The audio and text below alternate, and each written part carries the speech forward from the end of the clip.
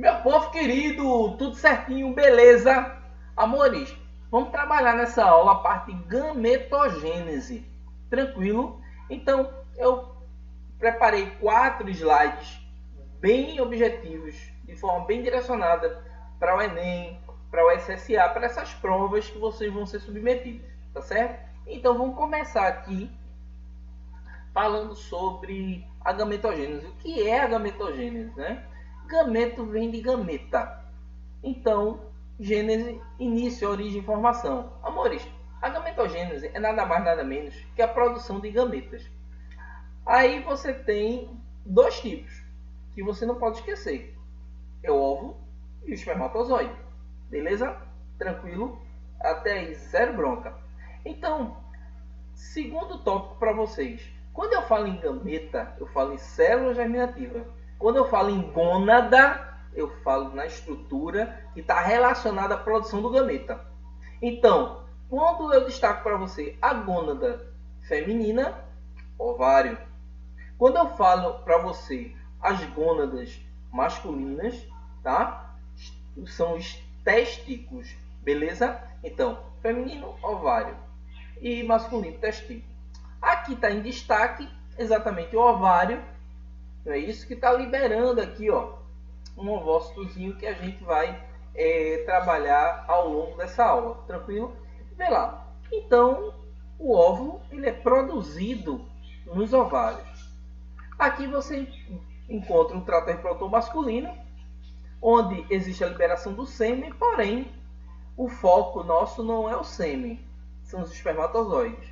Cabeça, mas por que você colocou o sêmen? Porque o sêmen é um conjunto de substâncias.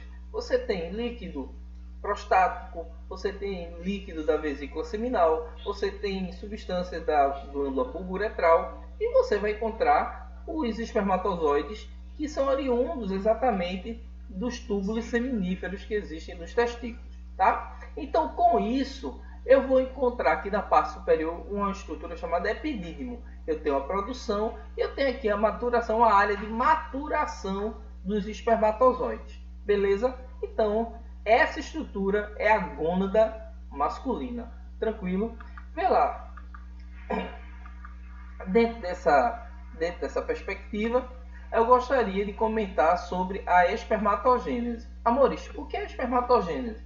Produção de espermatozoides. Como é que ocorre? Pessoal, algumas provas colocam de forma bem simples, destacando exatamente o passo a passo. Aí, como vocês podem ver do lado esquerdo, as espermatogônias, que são células 2N, os espermatócitos primários, que são células ainda 2N, os espermatócitos secundários, ou de segunda ordem, também pode ser chamado, né? Que já são estruturas N, as espermátides e, por fim, os espermatozoides. Amores, vamos ver de forma mais detalhada o porquê dessa situação, desse esquema que você encontra em qualquer livro de biologia do ensino médio e também do ensino superior, tá certo? Vê lá. Quando eu falo em espermatogônia, você só encontra essas estruturas no testículo do embrião, beleza? Então, o restante das células eu não encontro no embrião. Eu só vou encontrar exatamente as espermatogônias. Primeira dica é essa. Segunda, vamos lá. Bem detalhadozinho. Os espermatócitos primários, ó, eles surgem após a puberdade. Ou seja, o indivíduo começou ali a puberdade, eu tenho a formação dos espermatócitos primários. Beleza? Aí aqui eu coloquei também alguns detalhes. Vê? Período germinativo. Deixa eu colocar aqui o piloto para você acompanhar bem bonitinho comigo. Ó, o pilotinho aqui. Eu tenho período de multiplicação, né? Ou também chamado período germinativo, onde você vai encontrar os processos de mitose. Observe que uma célulazinha aqui 2N, né? Como eu coloquei aqui para vocês, vai produzir células 2N. Então, as espermatogônias, elas são células 2N. Observa que depois eu tenho um período de crescimento, né? Período de crescimento. Esse período de crescimento, ele está relacionado exatamente ao aumento desse volume citológico, desse volume celular. Tranquilo? Aqui eu coloquei para vocês ainda mais algumas dicas importantíssimas.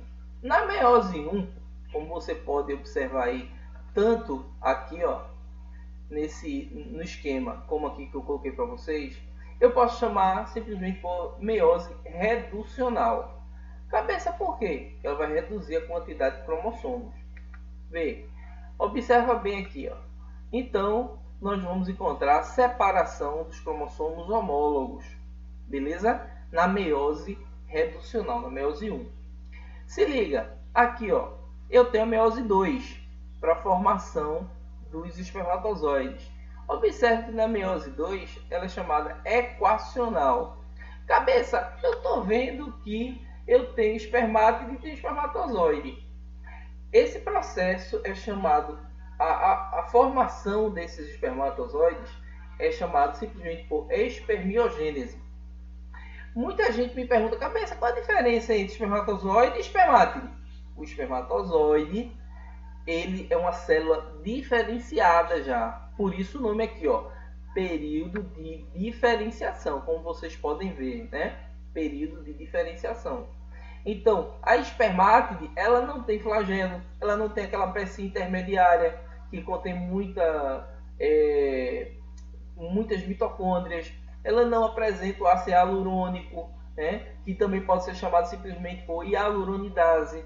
Então, nessa perspectiva, o que é que acontece? Eu tenho agora a formação do espermatozoide, né, que tem todas essas estruturas, porém, as espermátides não apresentam, beleza? Por isso o nome ali, ó, do lado que eu coloquei aqui bem detalhadinho, deixa eu colocar aqui o piloto para vocês, para você acompanhar comigo bem bonitinho, para não perder nenhuma dica aqui, ó. Eu tenho o período de diferenciação celular, beleza? E ocorre aí a meiose 2 equacional, porque ocorre separação das cromátides irmãs. Beleza? Então, basicamente, quando você fala em espermatogênese, eu tenho a formação de quatro células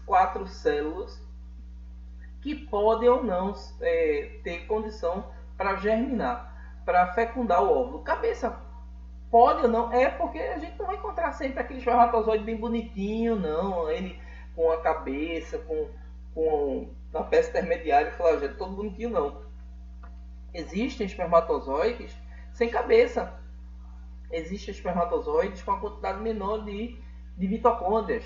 Existe espermatozoide sem flagelo, com 2 flagelos, com 3 flagelos. Ou seja, vai depender muito da forma, porque só quem consegue fecundar são aqueles espermatozoides que têm uma morfologia, uma anatomia e, consequentemente, uma fisiologia satisfatória para percorrer todo aquele trajeto, né, que desde ali da cavidade vaginal até as trompas e promover a fecundação. Então, uma dica até interessante. Se você fosse um espermatozoide, você teria que sair daqui correndo para fecundar o óvulo lá em Caruaru, 135 km. Simples desse jeito. Por isso que ele tem que ser perfeito. Se você pega um espermatozoide com 2 flagelos ou sem cabeça e um perfeito, é como se você estivesse comparando uma Ferrari modelo 2023, certo? 2023, olha só, e um Fusca ano 64 sem motor. O que vai chegar primeiro? Né? Simples assim, beleza? Vamos ver agora a última parte, né? Então, destaquei para vocês aí embaixo surgimento de células germinativas a partir de células diploides, importante. E aqui a nossa última parte sobre ovulogênese ou ovogênese. Então, é um processo que está intimamente relacionado à meiose, tá certo? Então, do ponto de vista citológico, olha só o que é que acontece. Eu tenho essa ovogênese, nós vamos encontrar as ovogônias única e exclusivamente na fase embrionária, beleza? Então, na fase embrionária eu vou encontrar as chamadas ovogônias. Cabeça, eu vou encontrar o ovócito primário, secundário? Não. Você só vai encontrar ovogônia no período de desenvolvimento embrionário. Se liga agora, ó. Vê o passo a passo. Existe no ovário do embrião ovócito de primeira ordem, ou ovócito primário, que é uma célula 2N ainda. Cabeça, o que é que acontece? Existe uma parada na meiose nesse período. Lembra que tu tens que lembrar o seguinte: todas aquelas fases que nós vimos em citologia na parte de divisão celular. Eu destaquei para vocês que na mitose você tem prófase, metáfase, anáfase e telófase. Quando você fala sobre a meiose, eu tenho esses processos duas vezes. Eu tenho prófase, metáfase, anáfase, telófase 1 e tenho prófase, metáfase, anáfase, telófase 2. Cabeça, tô lembrando, beleza. Qual é a mais longa? É a prófase 1, onde você vai encontrar leptóteno, zigóteno, paquíteno, diplóteno e diacinese. Então, nesse período aí, no diplóteno, ocorre uma parada.